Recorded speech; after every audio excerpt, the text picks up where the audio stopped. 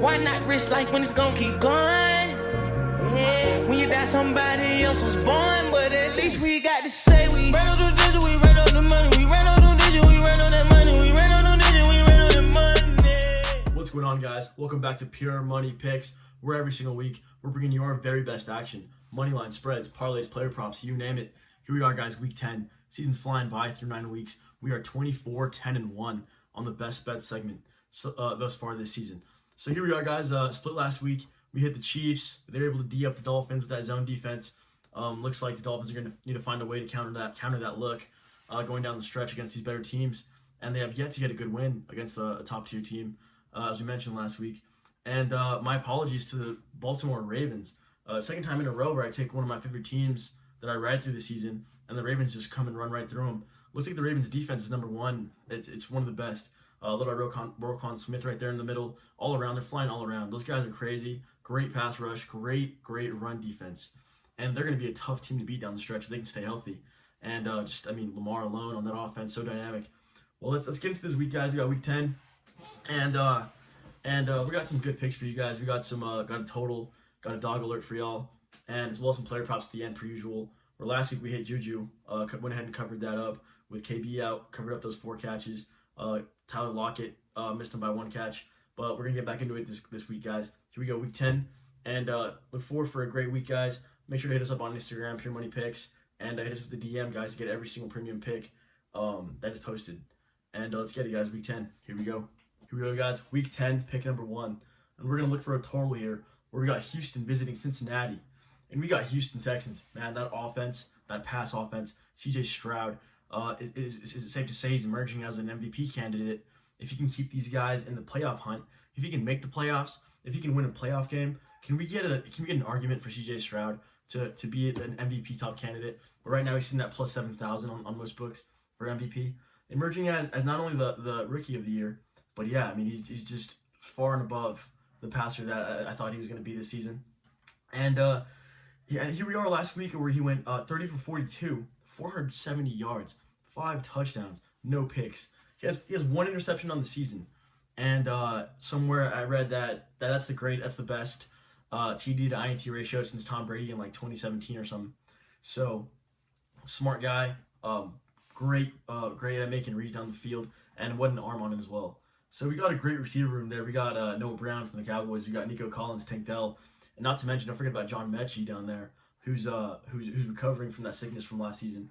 But 17 points in the fourth quarter alone last week against the Bucs. I mean, we can get this point production from the Texans on their side. I think we can look for an over 42.5, where the line's 47.5. Buy a couple points, take it down to maybe 42, 43. And then we got Cincy on the other hand, where you got Joe Burrow, 631 yards in the last 2 weeks against the Niners and the Bills defenses. So let's see if they can catch a rhythm here through the pass game. You got T. Higgins last week, 8 catches for 110 yards. And can we get past this total here, 42.5, where they both put up 24 plus, or maybe we get the Bengals put up 31, and we can have maybe Houston put up 20, somewhere in that neighborhood. We got Jamar Chase not practicing on Wednesday. Should be fine, I think, by Sunday. Hopefully we can get a healthy wide receiver core from each side, and we can get a shootout here and go over this total of 42.5 to 47.5 between the Houston Texans and the Cincinnati Bengals. Let's see pick number 1. It's going to be a total there. And let's see if we can get this, guys, get some points scored. All right, guys, pick number 2. And we're going to get the New England Patriots against the Indianapolis Colts in Frankfurt, Germany, 7:30 in the morning. We got the Pats as a dog alert here, 2-point underdogs. And with reason, 2-7 on the season. Been a bad stretch of weeks for these guys after losing that defensive unit earlier in the season.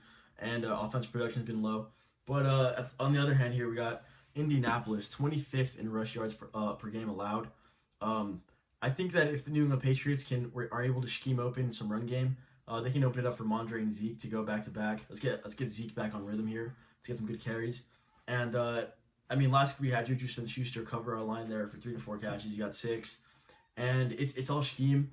It's Juju around the line of scrimmage, short passes, quick slants. Where sometimes maybe they can go to the tight ends, Jasicki and Henry, to go down the field, open up this zone here in the middle, and they scored there against the Commanders in that game, where it was kind of a draw play where Mac Jones kind of perks up a little bit, hands it off to Ramondre. He gashes the front D line, takes off for a touchdown there. Alone, that was like a 60-yard run. So let's see if New England can expose this run defense and generate enough first downs to control the tempo of this game. And we're gonna need a step up game from the New England Patriots defense as well. Where last week Indianapolis scored 27 points on the Panthers, but there were 2 pick sixes because we had Gardner Minshew throw for 127 yards. We had Jonathan Taylor rush like 18 times, 17 times for like 47 yards.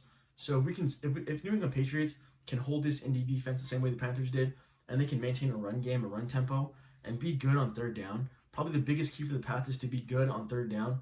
And I think we can get New England Patriots to cover this game, but maybe a field goal on the other hand. So if we can get the New England Patriots to gash this Indy defensive line front and get some good rushing production off this game, I think the New England Patriots can come out here as dogs and take the win in Germany and get back on tempo and establish an offensive look for them.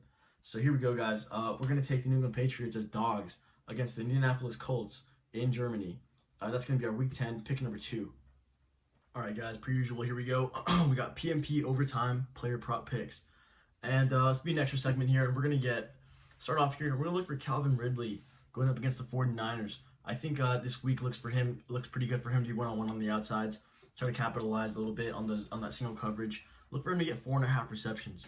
And maybe pair it up with the receiving yards line of at least maybe like 43, but maybe take it up to 53. 5 and 53 seems okay for him. If not, then maybe run another play with Christian Kirk getting the same thing.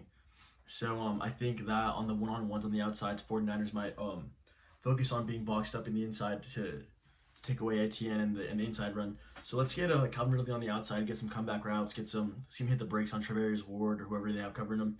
5 receptions for Calvin Ridley for that game. Jacksonville and San Francisco. We're going to look aside to the other game that's going to be the Patriots against the Indianapolis Colts, where we're going to follow our logic here, see if we can't get some gash plays from a dynamic run game against a weak run defense from Indianapolis. And let's get Ramondre Stevenson, 48 rush yards. That's going to be plus 100. So Ramondre Stevenson, 48 rush yards against the Indianapolis Colts. That's going to be our second play. And parlay piece could be 38 rush yards, which I have that across the board for the couple of games here. So look for those two guys. Ridley, 5 receptions. Ramondre, 38 to 48 rushing yards. We're gonna go ahead and wait on the Seahawks lines to come out. I want to see a better sample size with this new structure of the run game for the Seahawks. Where I have one play in already where it has Kenneth Walker under 65 rush yards. In anticipation for Charbonnet to cut into that workload, where he only had 4 carries last week, and we had him at 20 yards. Unfortunately, they got behind pretty quickly, throwing the ball most of the game. So hopefully we can get Zach Charbonnet at a similar line around 20 to 25 yards. Hopefully he can cover that with enough rush attempts there. Maybe a sneaky touchdown could be good in a parlay piece for a long shot parlay. So that's gonna cover it, guys, for the PMP overtime plays for Week 10. Those 3 plays right there. And they're all parlay pieces. Run them however you like in different combinations. I wanted to add really fast, line's not out yet for Juju Smith-Schuster's receptions. It is up for Demario Douglas, who caught 5 last week. His 5 catches are at plus odds right now. Let's look for Juju to be around 5 as well. If he's even at 5 catches, I say that's a pretty good play, as they're going to try to balance that attack. Hopefully set him up for a couple screen passes. Hopefully he gets 2 off just screens and maybe about 3 across the middle. Hopefully he can be effective in the pass game here and send himself a good little role. Despite the fact he was on a 36% snap share last week, he still was able to manage 6 catches, and he was there in the attempt for a game-winning drive, and he was the main target there. So let's look for Juju as well to run it back again for around 4 to 5 catches. Hopefully we can get him at 4, and that should be our final PMP overtime player prop. All right, guys, that's going to do it for Week 10. Let's see what we can do here this week, guys. We got some good lines here. A couple plays for you guys. Underdog alert for the Patriots. Look for them to get that run game going against the Colts and see what happens here, guys. Another lean I wanted to throw down is Baltimore Ravens 2.5 on the Browns. These games are always close, so might run a few parlays here with the Browns plus 10, but I've already been burned twice running plus 10s on teams against the Browns. I'm 0-2 on tease covers against the Ravens. So let's see what happens here, guys. I'm going to run the Baltimore Ravens minus 2.5 on a few plays as well. You'll have access to all these plays. Just hit me up on Instagram. Join the team. Just DM me. We'll throw you guys on there ASAP. and we'll get every single play we got for this week, for week 10, as well as NBA plays every single day. We're here in the lab every single day, guys, working on this stuff. So let's see what we can do this week, guys. Let's get the record up, 24-10-1. Make sure to hit up the Instagram, like and subscribe, share this video, hit the comments for plays that you guys think that are worth the bet this week, and let me know what you guys think of these plays. But thank you guys again for watching the video, like and subscribe, and we'll see you guys next week.